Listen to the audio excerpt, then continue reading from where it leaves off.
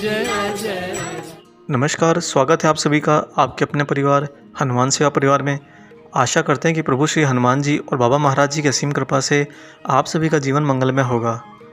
साथियों, महाराज जी ने अपने भक्तों को औपचारिक रूप से कभी शिक्षित नहीं किया। उन्होंने अपनी बातों, अपने निगाहों, संकेतों और अलौकिक क्रियाकलापों द्वारा ही लोगों में प्रेम और विश्वास का संचार किया है। जो लोग आध्यात्मिक तौर पर उनसे जुड़े रहे, उन्होंने उनकी शिक्षाएं हृदय से स्वीकार की हैं और कालांतर में उनका हृदय परिवर्तन हुआ और उन्होंने महाराज जी को एक महान सिद्ध संत के रूप में स्वीकार किया। वैसे तो महाराज जी सांसारिक क्रियाकलापों जैसे सत्य, विवाह, धन, वैभव, गरीबी, क्रोध, दुर्व्यसन, परिवार, धार्मिक अनुष्ठान, कर्मकांड, सेवा, संत और साधना, सच्चे प्रेम, समर्पण भाव आदि अनेकों विचारों के बारे में समय समय पर बातें करते रहे हैं। बाबा जी 1930 के बाद से ही हिमालय की तलहटी में बसे गांवों और उत्तरी भारत के मैदानों में घूमते हुए देखे गए। आरंभ में वे बच्चों के साथ खेलते और अदृश्य हो जाते। बाद में लोगों के आग्रह पर वे घरों में जाने लगे और वहाँ वे भोजन भी ग्रहण करते। शीघ्र ही लोगों को उनकी असाधारण शक्ति का एहसास हुआ और वे उनके अनुयायी बनते गए। अक्सर महाराज जी हनुमान मंदिरों में जाते हुए देखे जाते। अपने भक्तों को भी महाराज जी मंदिर के निर्माण के लिए प्रोत्साहित किया करते थे और साथ ही जनसाधारण को मंदिर में जाकर दर्शन पूजन के लिए प्रेरित भी करते। बाबा के भीतर राम और हनुमान जी के प्रति विशेष श्रद्धा थी, फिर भी वे ईश्वर के सभी रूपों का आदर करते थे और सभी तरह की पूजाओं में सच्ची भावना भी देखते थे। महाराज जी ने अपने जीवन काल में कठोर तपस्या की थी। यद्यपि वे इसे आवश्यक नहीं मानते थे, वे भक्तों को, लोगों को भोजन कराने, धार्मिक आचरण करने और ईश्वर से प्रेम करने के लिए प्रोत्साहित करते थे। उनके साधना संबंधी निर्देश भक्तों के लिए बिल्कुल उपयुक्त होते थे। भक्तों में जो खिन्न रहते, उनसे महाराज जी ऐसा व्यवहार करते थे कि उनका गुस्सा बाहर आ जाता था। फिर उनके गुस्से को खत्म करने में आसानी हो जाती। जब महाराज जी किसी भक्त को धारा प्रवाह गाली भी देते तो उसके भीतर प्रेम छिपा होता। अन्य लोगों को लगता कि महाराज जी का गुस्सा अचानक बाहर आ गया है, लेकिन महाराज जी तुरंत उपयुक्त शब्द के द्वारा सहज हो जाते। 2 वर्षों तक बाबा ने दादा से मंदिर की व्यवस्था संबंधी खूब काम करवाए, लेकिन उन्हें दिन भर महाराज जी की गालियाँ ही सुनने को मिलती। ये गालियाँ सामने भी मिलती और पीठ पीछे भी। लेकिन इस दौरान दादा ने अपने गुस्से पर पूर्ण नियंत्रण करना सीख लिया था। एक दिन महाराज जी गंगा के किनारे अकेले टहल रहे थे। कुछ साधु एक छोटी सी कुटिया में बैठे थे। तभी महाराज जी भी उस कुटिया में चले गए। साधुओं ने उनसे तरह तरह के सवाल किए, जैसे वे कौन हैं, कहाँ ठहरे हैं, क्या खाते हैं, कहाँ खाते हैं। महाराज जी ने बताया कि वे सिर्फ एक परिव्राजक हैं जिनका न कोई घर है न कोई ठिकाना। जहाँ जगह मिलती है वहाँ रुक जाते हैं और जहाँ भोजन मिलता है वही खा लेते हैं। तब उन साधुओं ने महाराज जी को कुछ दिन अपने साथ रहने को कहा तो बाबा बोले, क्या तुम हमें खिलाओगे? साधुओं ने कहा कि ज़रूर खिलाएंगे बाबा। महाराज जी कुछ देर उनके साथ बैठ गए। एक साधु ने गांजे की चिलम भरनी शुरू कर दी।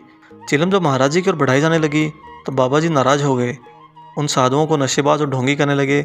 उन्होंने यह भी कहा कि वे सब उन्हें और खुद को बर्बाद करने की कोशिश कर रहे हैं। इसके बाद महाराज जी उठे और तेजी से कुटिया के बाहर निकल गए। कुछ ही देर बाद एक अन्य साधु कुटिया में आया और अन्य साधु से पूछा कि क्या वे महाराज जी को पहचान पाए।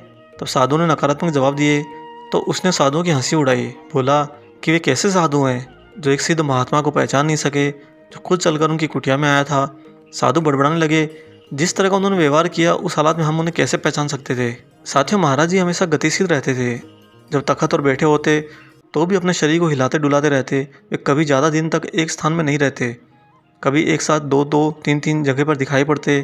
कुछ ही क्षणों में वे अपने निर्दिष्ट स्थान पर पहुंच जाते, चाहे वे कितना भी दूर क्यों न हो। वे पवन वेग से जाते थे।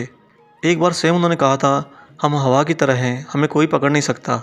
जब भी महाराज जी को कहीं जाना होता अचानक उठकर चल देते। कोई पूर्व कार्यक्रम नहीं, कोई पूर्व सूचना नहीं। जिसके यहाँ से जाते वह भी अचंभित होता और जिसके यहाँ जाते वह भी अचंभित होता। कभी रात में चुपके से किसी कार में बैठकर चल देते और साथ ही कई बार ऐसा भी हुआ कि महाराज जी चुपके से न जा पाएँ, इसलिए कभी कभी रात में उनके सोने के कमरे के बाहर ताला जड़ दिया जाता। फिर भी महाराज जी सुबह लापता मिलते।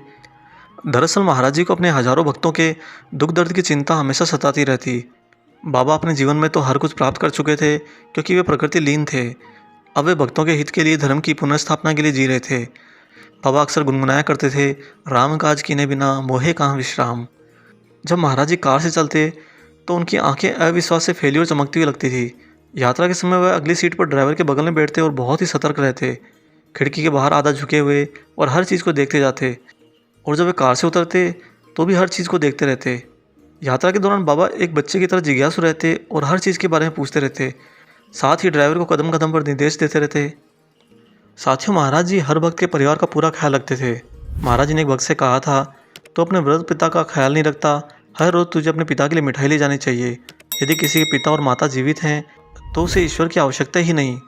एक मूर्ति को पूजना आसान होता है, परंतु जब ये बोलने वाली होती है तो फिर ऐसा करना कठिन हो जाता है। महाराज जी का तात्पर्य यहाँ माता पिता से था। उसके बाद महाराज जी ने उससे अपने कान पकड़ने और वचन देने के लिए कहा कि वह हर रोज़ अपने पिता की देखरेख करेगा और उनके लिए मिठाई लेकर जाएगा। अगले ही दिन शाम को वह वृद्ध पिता महाराज जी के पास आया तो महाराज जी ने उससे भी कहा कि तेरा लड़का तुझसे बहुत प्रेम करता है, तेरी सेवा करता है, तो उसके लिए कुछ करता नहीं। तुझे उसके लिए एक सूट बनवा देना चाहिए, वह तेरा भक्त है। इस तरह महाराज जी संबंधों में भी बेर हटाकर प्रेम की धारा बहा देते थे।